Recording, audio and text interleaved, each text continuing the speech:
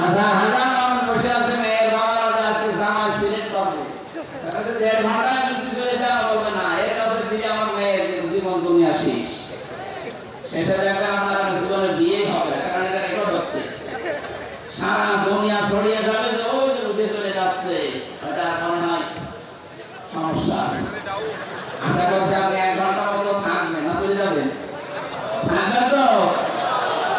সূরা আরাফে 206টা আয়াত আছে, 14টা রুকু আছে, মাত্র একটা আয়াত পড়েছি। আমরা তাফসীর আকারে কথা বলতে চাই নাকি মাছের কাহিনী শুরু করব? তাফসীর শুনতে রাজি আছেন না? আরাফ এই শব্দের শাব্দিক অর্থ পরিচিত হওয়া। আরাফ মানে কি? এই সূরায় 206টা আয়াত আছে বললাম, এর 46 নম্বর